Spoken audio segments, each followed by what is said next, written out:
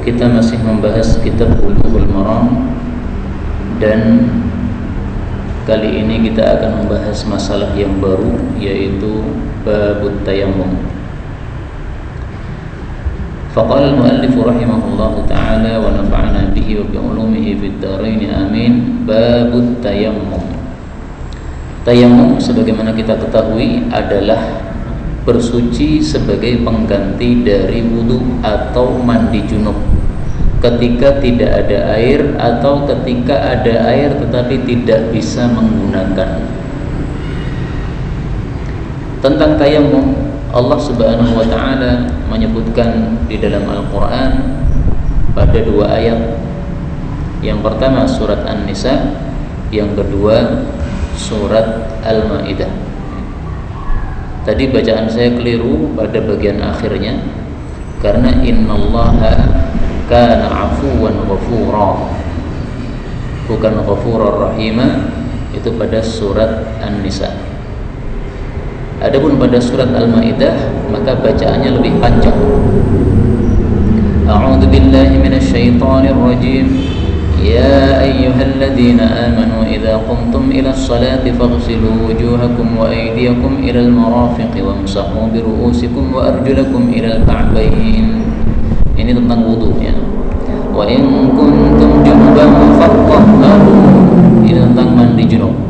Wa in kuntum marda aw ala safarin aw jaa ahadun minkum minal ghaid أو لامستم النساء فلم تجدوا ماء فتيمموا صعيدا طيبا فامسحوا بوجوهكم وأيديكم منه. Nah ini yang surat Al-Maidah ya, lebih panjang. Famsahu biwujuhikum wa aydikum minhu. Ma yuridullahu liyaj'ala 'alaykum min harajin walakin yuridu liyutahhirakum wa liyutimma ni'matahu 'alaykum la'allakum tashkurun. Maka untuk yang surat Al-Maidah ini ayatnya lebih panjang dan ditutup dengan kata-kata la'allakum tashkurun, supaya kalian bersyukur, sehingga ayat berikutnya bicara tentang nikmat, wadhkuru ni'matallahi 'alaikum wa mitsaqahu alladzi wathaqakum bih, dan seterusnya.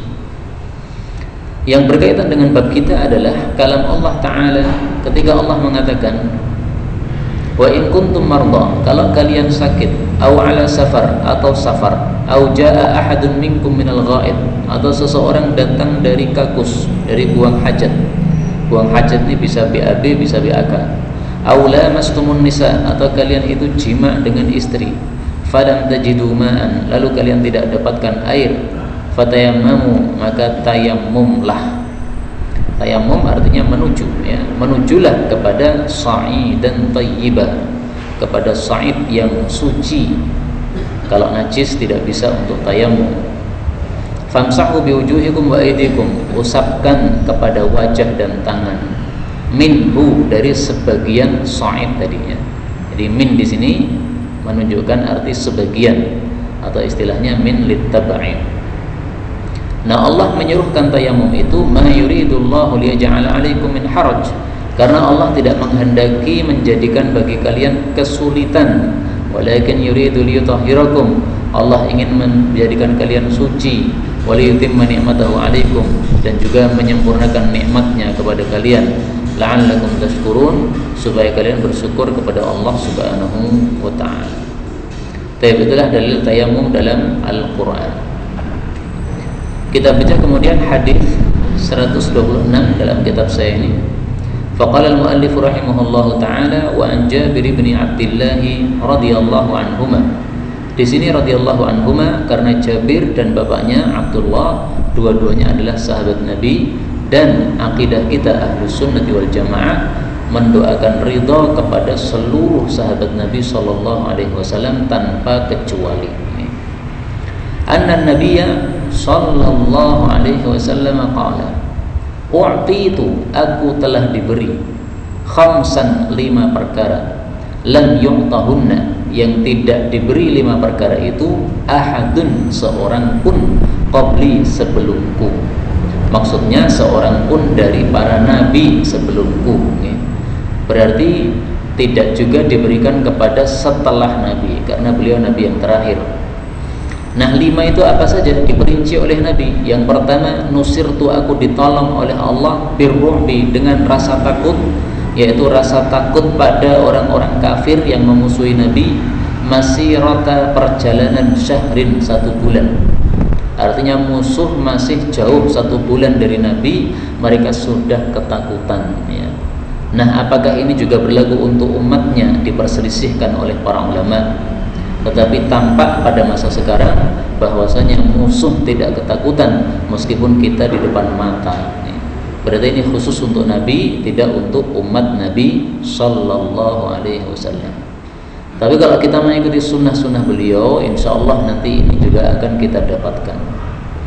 Kemudian yang kedua, waju'ilat, dan dijadikan li, bagi saya, al-ardu, bumi itu, masjidan, sebagai tempat sujud alias tempat salat. Jadi boleh salat di mana saja, di sawah boleh.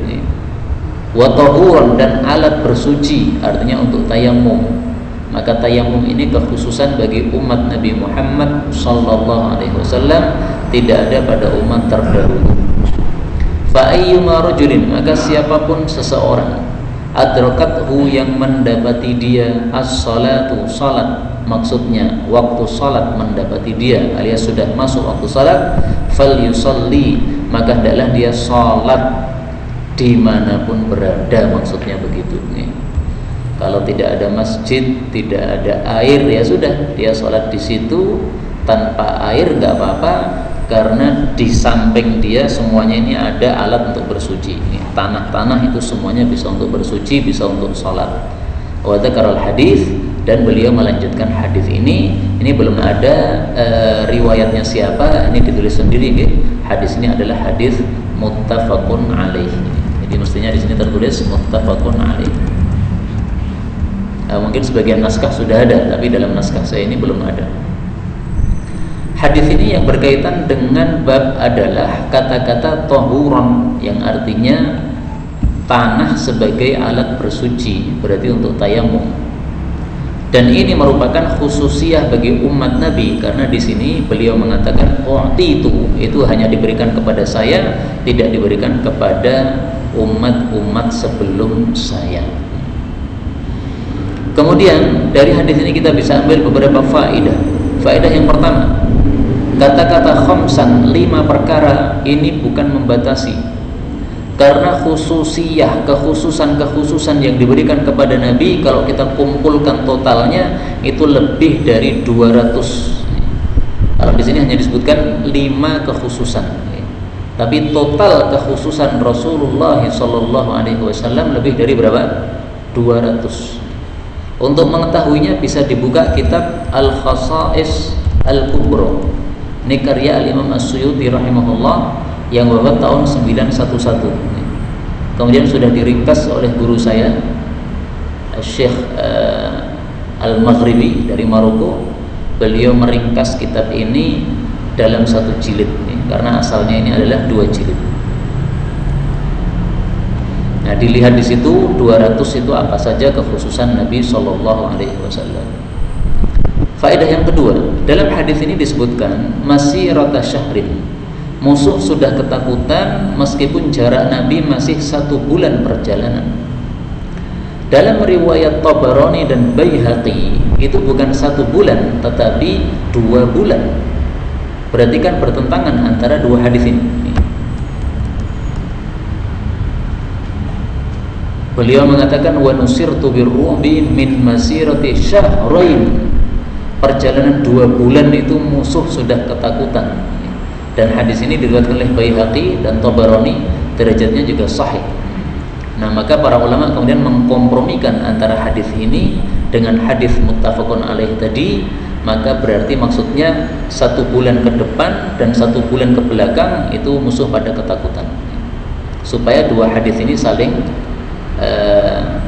semakna, tidak bertentangan, maka harus dikompromikan seperti itu. Faedah berikutnya, dalam hadis ini disebutkan wa ju'ilat liyal ardu masjidan. Untuk Nabi Muhammad semua bumi ini bisa untuk sholat. Nah, untuk nabi-nabi terdahulu bagaimana? Mari kita lihat riwayatnya. Kanu yusalluna fi kanaisihim, adalah umat terdahulu mereka sholatnya harus di gereja-gereja mereka, di tempat ibadah mereka. Di rumah nggak boleh, nggak sah.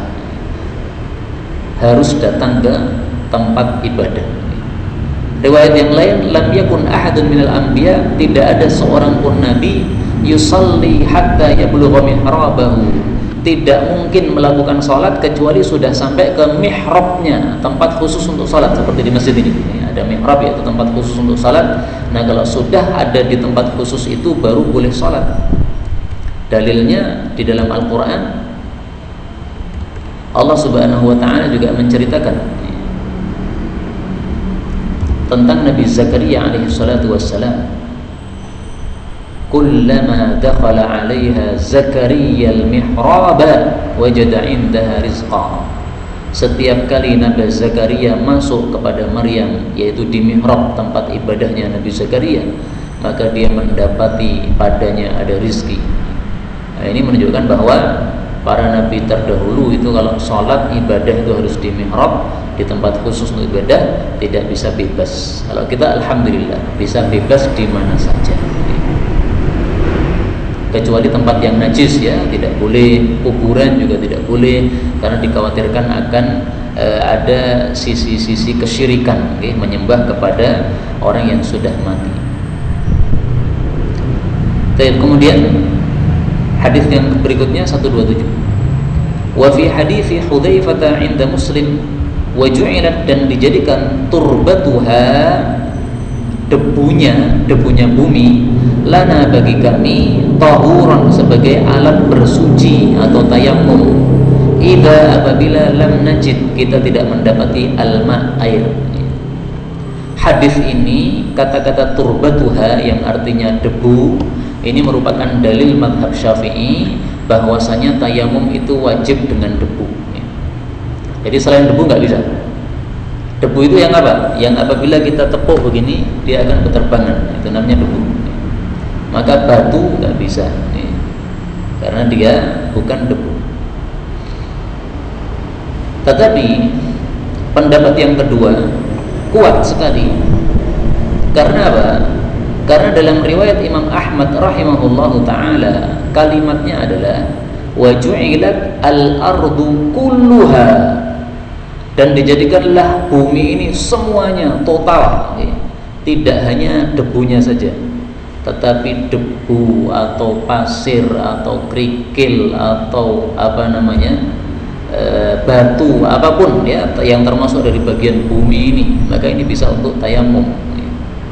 Sehingga kita tayamum tidak harus cari debu, apapun yang ada di depan kita, karena di situ sudah ada sebagian dari bagian bumi yang menempel padanya, maka boleh untuk kita tayamum dengannya. Kaidah mengatakan, dzikru ba'di afradil 'am la yukhassas bihi. Penyebutan bagian-bagian dari sesuatu yang umum itu tidak menyebabkan dikhususkan. Artinya gini, dalam riwayat Ahmad kan al-ardu kulluha, ya kan? Bumi semuanya, berarti mencakup semuanya. Kemudian dalam riwayat Imam Muslim tadi disebutkan turbatuha, debu. Nah, kata-kata debu ini tidak mengkhususkan dalil yang umum. Yang umum tetap umum berlaku, berarti yang lebih afdal adalah dengan debu, tetapi tidak harus dengan debu, dengan batu pun juga nggak ada masalah. Makanya sengaja tadi ketika saya membaca ayat tayamum, kata-kata sa'id itu tidak saya terjemahkan. Allah mengatakan fatayammamu sa'idan. Kenapa? Karena sa'id ini diperselisihkan maknanya. Sa'id ada yang mengartikan debu. Kenapa? Karena dari kata-kata sa'uda artinya naik, ya. Debu itu kalau kita tepuk begini dia akan naik, ya. Maka sa'id itu berarti naik, debu. Nah, sebagian ahli bahasa mengatakan sa'id itu kullu ma sa'uda 'alal ard, semua yang naik di atas bumi, ya. Dan yang naik di atas bumi kita lihat ada debu, ada pasir, ada kerikil, ada batu, semua itu sa'id. Maka alhamdulillah ketika para ulama berselisih pendapat seperti ini menyebabkan kita jadi longgar, okay? Mau ambil sana bisa, mau ambil sini bisa. yang lebih afdal memang debu karena tidak diperselisihkan, tetapi yang lain-lain itu juga diperbolehkan, nggak ada masalah. Hadis 128, wa an Aliyin radhiyallahu anhu inda Ahmad wa ju'ila, dan dijadikan at-turabu, debu itu, li bagi saya, tahuran, sebagai alat bersuci ya. Sama ya, turab dengan turbah itu artinya adalah apa? Debu. Dan ini dua hadis ini yang ditampilkan oleh penulis yaitu Imam Ibnu Hajar karena beliau mazhabnya mazhab Syafi'i. Nah, maka di sini ditampilkan hadis yang menguatkan mazhabnya. Maka seandainya penulis Bulughul Maram ini bermadhab Hambali, dia akan tampilkan hadis yang lain yang tadi ya. Al-ardu kulluha, bumi semuanya bisa untuk tayamum, tidak harus debu. Nah, maka penulis itu memang ya sesuai mazhabnya. Baik, hadis berikutnya 129. Wa an Ammar bin Yasir radhiyallahu anhuma. Di sini radhiyallahu anhuma karena Ammar dan Yasir dua-duanya termasuk sahabat Nabi yang as-sabiqunal awwalun, sudah awal-awal masuk Islam. Qala, Ammar mengatakan, ba'atsanin nabiyyu sallallahu alaihi wasallam, mengutus saya beliau sallallahu alaihi wasallam, fi hajatin, dalam satu hajat, satu keperluan. Fa ajnabtu, lalu saya junub.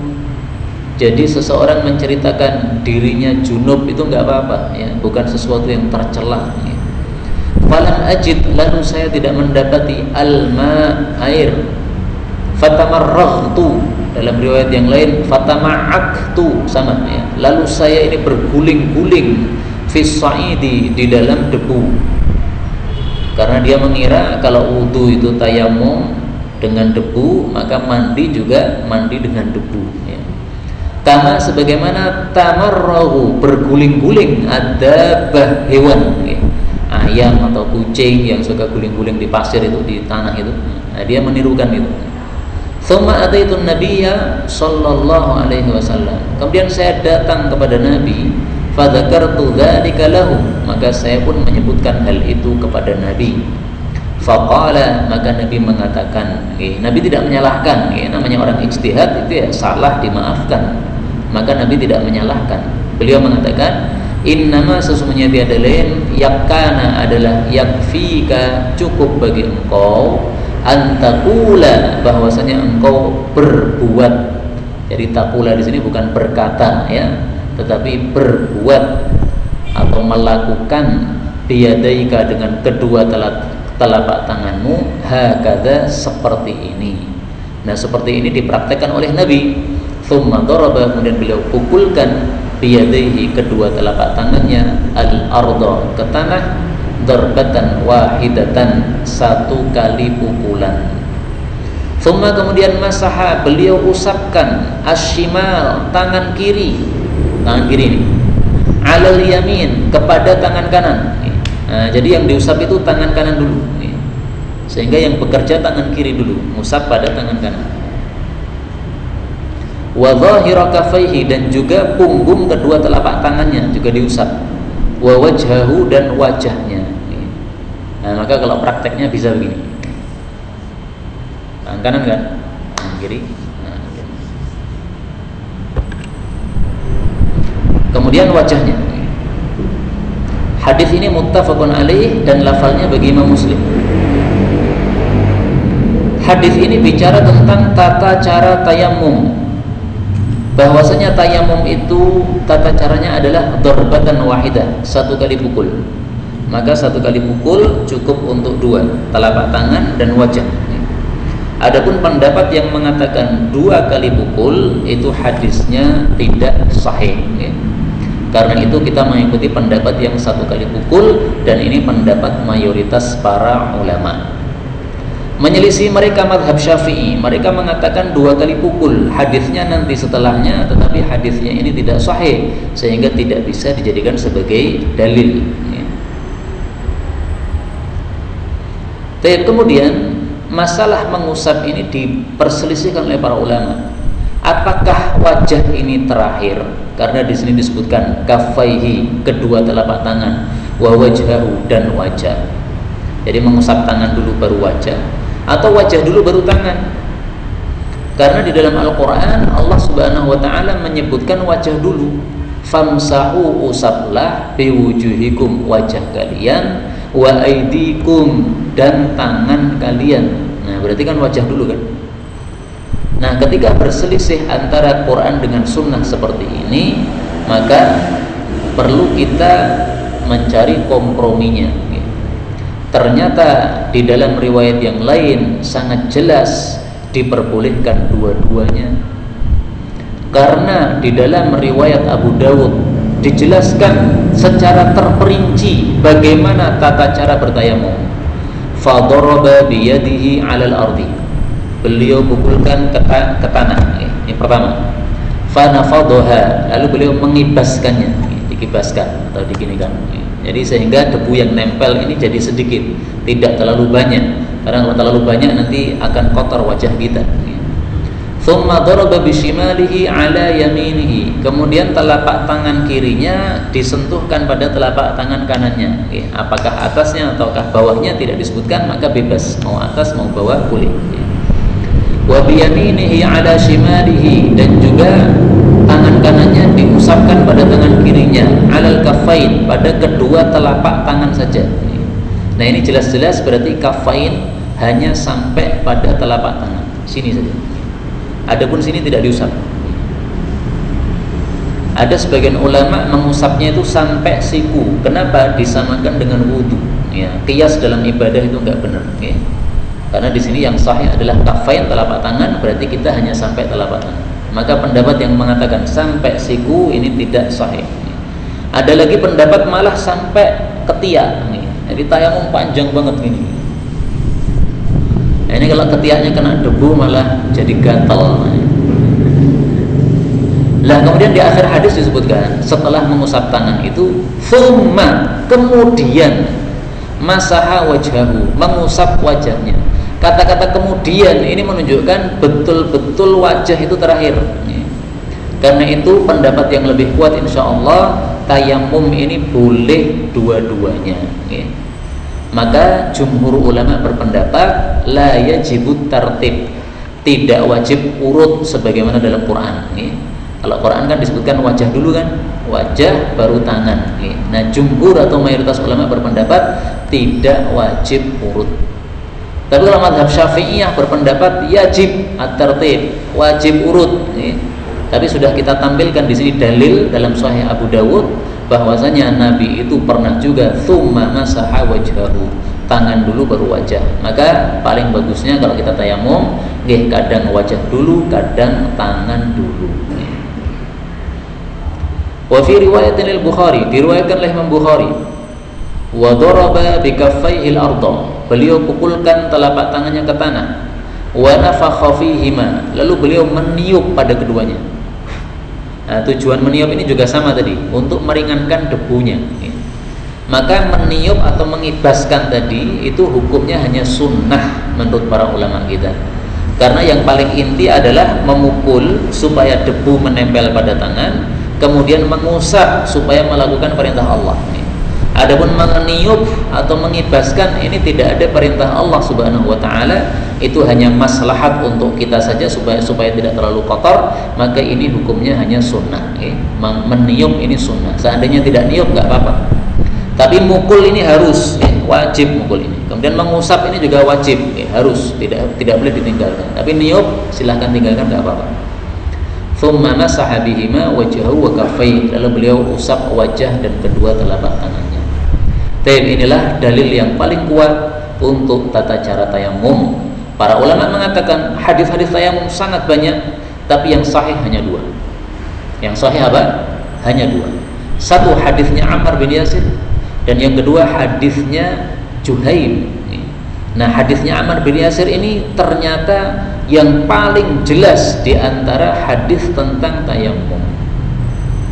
Berarti kita pakai hadisnya Ammar saja, karena yang sahih hanya dua dan yang paling jelas hanya hadisnya Ammar bin Yasir. Nah sekarang contoh hadis tayamum yang dhaif kayak apa? Contohnya hadis berikutnya 130. Ini yang dhaif.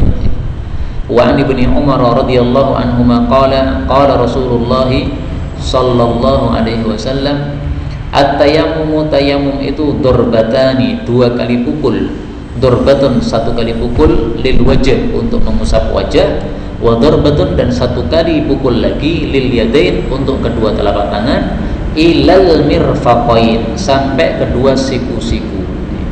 Hadis ini diriwayatkan oleh Ad-Daraqutni wa sahhaha dan telah mensahihkan al-a'immatu, para imam-imam, berarti banyak ya, ada Imam Hushaim, ada Imam Yahya al-Qattan dan yang lain-lainnya. Mereka semuanya mensahihkan waqfahu, kemauqufan hadis ini.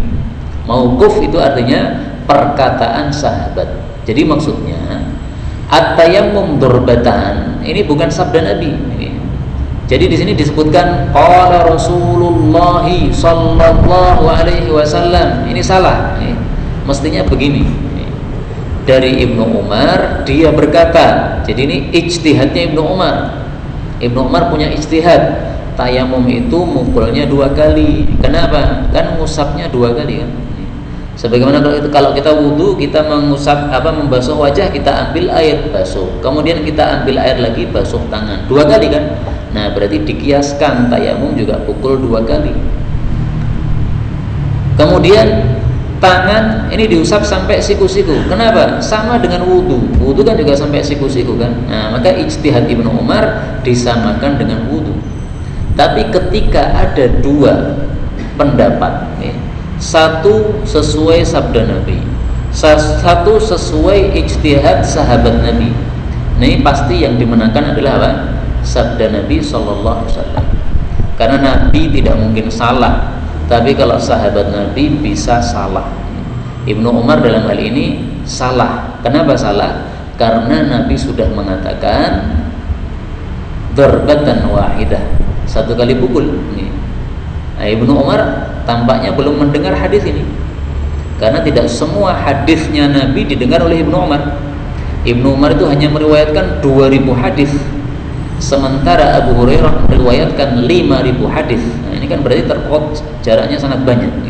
Nah, maka ini tampaknya hadis tayamum termasuk yang tidak pernah didengar oleh Ibnu Umar, sehingga dia berijtihad 2 kali pukul dan dia berijtihad sampai siku-siku, dan ini yang diambil oleh mazhab Syafi'i. Jadi mazhab Syafi'i itu 2 kali pukul sampai siku-siku dan wajib urut. Wajah dulu baru apa? Tangan. Tetapi pendapat yang lebih benar adalah cukup 1 kali pukul sampai sampai telapak tangan saja, sampai pergelangan, dan itu tidak wajib urut. Bebas mau wajah dulu atau tangan dulu boleh. Hadis 131. Wa an Abi Hurairah radhiyallahu anhu qala qala Rasulullah sallallahu alaihi wasallam, as-sa'id, sa'id itu adalah wudu. Wah ini salah ini ya. Mestinya wadu. Di kitab antum apa Mas? Wadu atau wudu? Wadu. Nah, itu kitabnya bagus itu. Yang kitab saya ini kurang bagus ini. As-sa'idu, sa'id itu adalah wadu. Apa artinya wadu? Alat wudu. Tapi kalau wudu itu artinya berwudu. Nah, maka ini salah kalau tertulis wudu. Mestinya wadu, alat wudunya al-muslim, orang muslim. Wa illam yajidil ma, meskipun dia tidak mendapati air 10 sinin, 10 tahun. Ya sudah, 10 tahun itu tayamum terus. Enggak apa-apa. Nah, kalau gitu bau dong. Nah, ini bukan masalah bau atau tidak. Ini masalah tidak ada air. Fa idza wajadal ma, maka apabila dia sudah mendapati air, falyattaqillah, hendaklah dia bertakwa kepada Allah.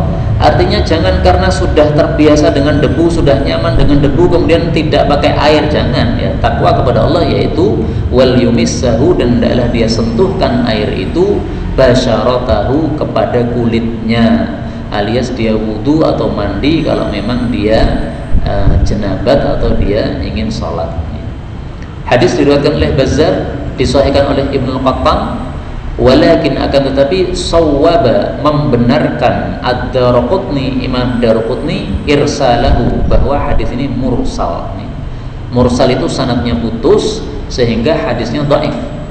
Tetapi kesimpulan derajatnya adalah sahih sebagaimana disahihkan oleh Ibnu Qattan. Kenapa kesimpulannya sahih padahal sanadnya mursal atau putus?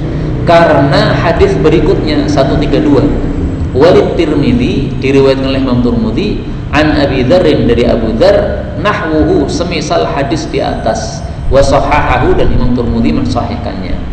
Jadi hadis di atas memang sanadnya dhaif ya karena mursal, tetapi sahih kenapa? Karena dikuatkan oleh hadis kedua. Jadi hadis, kalau ada hadis dhaif tetapi semakna dengan hadis yang sahih, nah, maka yang dhaif ini menjadi kuat karena dikuatkan oleh hadis yang sahih yang semakna dengannya. Nah, berarti hadis ini menunjukkan apa? Satu, tayamum itu dengan sa'id. Sa'id sudah kita bahas tadi, ada kalanya debu, ada kalanya apapun yang ada di atas muka bumi. Kedua, hadis ini menunjukkan bahwasannya asyra sinin, tayamum itu tidak terbatas. Kalau kita tidak nemu air sampai 1 bulan, ya berarti 1 bulan tayamum terus, nggak apa-apa. Kalau kita sakit, dokter mengatakan tidak boleh kesentuh air, maka kita selama 1 bulan tidak kesentuh air, nggak apa-apa. Kalau memang dokter mengharuskan 1 bulan, ya. Karena memang ini adalah satu hajat, satu keperluan. Kemudian dari hadis ini masih ada satu pembahasan yang tersisa. Pembahasannya gini, kalau kita tayamum untuk sholat duhur, apakah tayamum ini cukup untuk sholat asar? Ataukah kita harus tayamum 2 kali? Zuhur tayamum, nanti mau asar tayamum lagi. Nah, ini diperselisihkan oleh para ulama. Sebagian ulama berpendapat tayamum itu hanya mencukupi untuk 1 kali sholat saja. Kemudian kalau mau sholat lagi, maksudnya sholat wajib nih, tayamum lagi.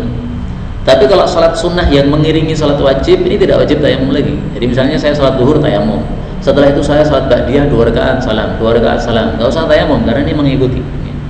Tapi kalau nanti sholat asar tayamum lagi, tayamum lagi. Dalil mereka mengatakan seperti itu apa? Hadis ini, kalau dia mendapati air, hendaklah dia bertakwa kepada Allah, dan hendaklah dia sentuhkan air itu pada kulitnya, alias mandi atau wudhu. Mereka berpikiran gini, berarti ketika kita tidak ketemu air, kita tayamum, tayamum itu tidak menghilangkan hadas kita, tetapi hanya menyebabkan kita boleh sholat saja. Buktinya apa? Buktinya ketika setelah sholat kemudian ketemu air, disuruh untuk menggunakan air tadi. Berarti kan junub kita atau hadas kita masih nempel pada tubuh kita. Buktinya ketika ada air disuruh untuk menggunakan. Nah, pendapat yang kedua mengatakan tidak begitu pemahamannya. Fa idza wajadal ma, kalau dia mendapati air, setelah itu falyattaqillah, maka hendaklah bertakwa kepada Allah, wal yumissahu basyaratahu, hendaklah dia menggunakan air itu kalau perlu lagi. Artinya kalau mau salat maka dia wudhu lagi. Kalau dia junub setelah itu, maka dia mandi lagi. Tapi kalau tidak ada penyebab-penyebabnya, tidak junub dan tidak mau salat, ya sudah, nggak perlu untuk menyentuhkan air. Maka kata-kata wal yumissahu basyaratahu, menyentuhkan air kepada kulit, ini maksudnya kalau dia memerlukan kepadanya, baik karena junub atau karena dia mau sholat. Tapi kalau tidak mau sholat atau tidak junub, ya tidak usah menyentuhkan kulit pada air tersebut. Nah, jadi begini, cara pandang para ulama terhadap kalimat ini berbeda.